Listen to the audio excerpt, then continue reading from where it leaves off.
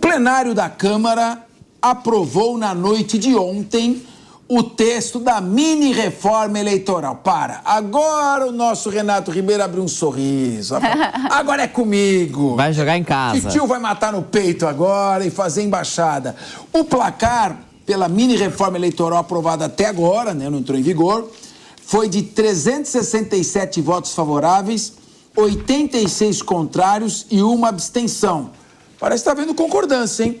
Entre as mudanças mais significativas, o projeto de lei traz alterações na prestação de contas.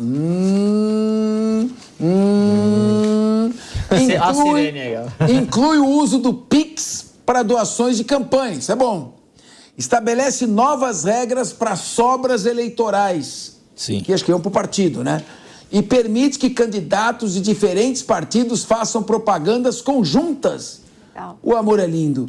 Quer dizer, você nunca fez partidos diferente? Com a cabeça do... Isso. Opa, isso aí tá começando a ficar esquisito. Eu vou... Cabeça da dobrada com a cabeça da...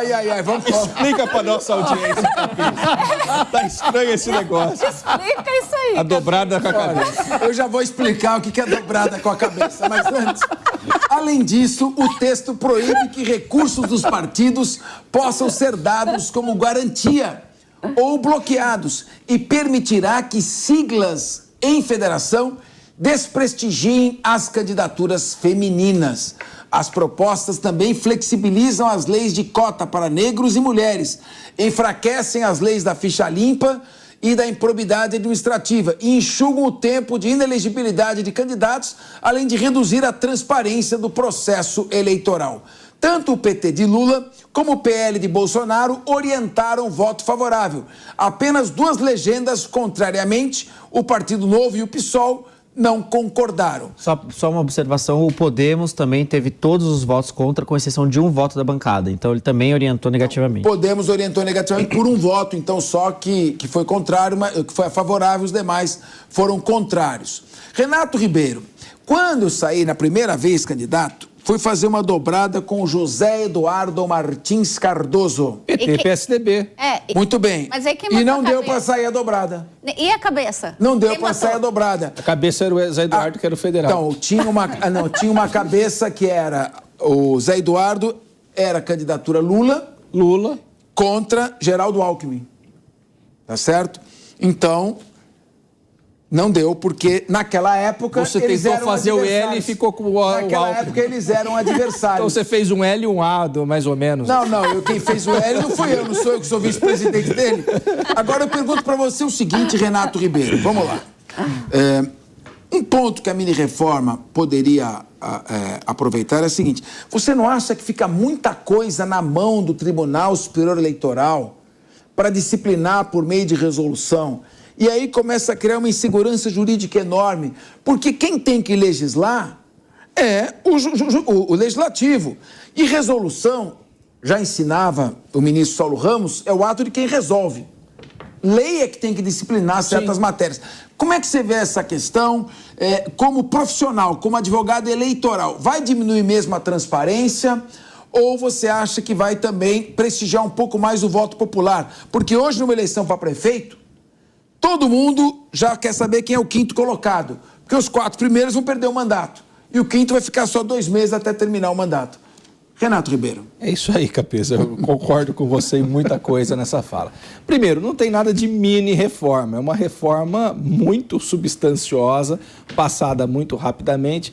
E o sujeito que foi ministro da Justiça do Michel Temer, o ministro Torquato Jardim, ele fala o seguinte, essa mini-reforma eleitoral, seja lá qual for o nome, ela sempre é a lei mais bem pensada, mais bem elaborada que passa pela Câmara dos Deputados e o Senado. Por uma razão simples, ela vai disciplinar se aqueles caras que estão ali votando, eles vão continuar ou não naqueles postos. Esse é o ponto fundamental. Tem avanços? Tem avanços sim. Tem avanços porque eu acho, o Capês, que ele tira muito a discricionariedade do TSE. Então, alguns pontos colocados aqui, eles ficavam numa zona muito nebulosa, como é a aplicação da lei da ficha limpa, porque a lei fala em 8 anos de inelegibilidade, só que o sujeito ficava 20 anos, porque se ele recorresse da decisão, não parava de contar o tempo e daí, automaticamente, o sujeito, quando terminasse o processo lá no STF, no STJ, começava-se novamente a contar os 8 anos. Então, eu já vi casos de gente que ficou 20 anos inelegível. Então, isso é uma mudança detração, né? positiva, detração, como acontece no direito penal. O sujeito está preso provisoriamente daquelas formas que a legislação coloca, quando condenado já tira o tempo que ele já passou na cadeia. Normal isso, até porque a inelegibilidade é uma punição. Então esse ponto é fantástico. Responde a pergunta que está lá no nosso gerador de caracteres. Você acha que o projeto pode reduzir a transparência em eleições? O nosso partidos, está no chat bombando aqui, o pessoal não está gostando do projeto. No sentido dos partidos, sim. Eu acho que flexibilizou demais a prestação de contas do partido. E se a gente está tratando de dinheiro público, fundo eleitoral e fundo partidário, que é uma cifra bilionária, o Suano que gosta dos bilhões, então, naturalmente, isso é um dinheiro que tem que ser fiscalizado.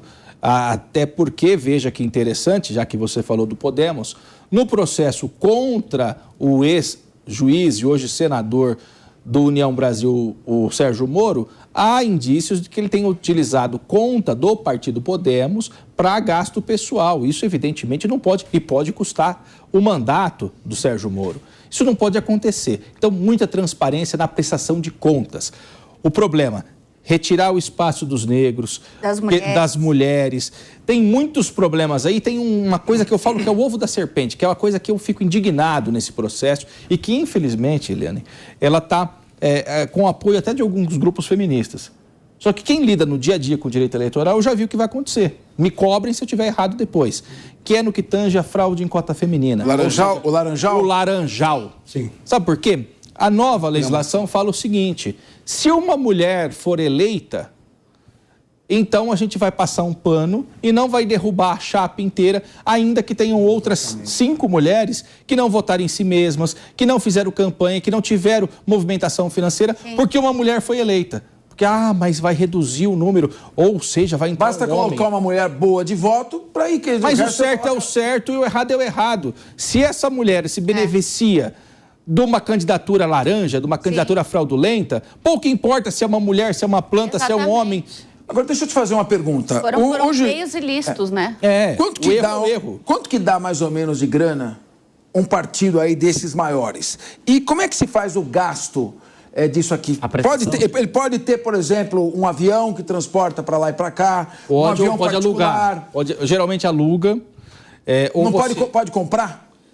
Tem que ter licitação para comprar? Não precisa de licitação. Então, mas é dinheiro público que é gasto sem licitação e com controle muito deficitário. Vamos lá. É dinheiro público, só que os partidos, por definição legal, somente na Alemanha, partido faz parte do direito público. Em todo o resto do mundo, partido é entidade de direito privado. Então, se rege pelas lógicas do direito privado. Mas o dinheiro não é público? O dinheiro vem público. Se o dinheiro é público, não pode reger pela Por exemplo, as Santas Casas também são privadas e recebem dinheiro público, desde que prestem contas, assim como os partidos têm que prestar contas. Ou seja, gastos pessoais, essas coisas não faz sentido. Agora, a questão da prestação de contas é que tem que pegar. O partido pode alugar avião? Pode. Pode comprar um avião, embora não faça muito sentido, porque um avião é realmente muito caro, mas pode comprar veículos, coloca no patrimônio do partido e presta contas. Pode comprar veículos numa concessionária de um amigo, por exemplo? Tem alguma restrição? Até que pode, desde que não haja exatamente um indício de corrupção. Se você compra na concessionária, porque é privado. Se houve sobrepreço... Mas teve um favorecimento. Desde que não tenha sobrepreço, desde que seja um valor de tabela, mais barato. Isso vai ser visto, inclusive. Isso vai ser visto.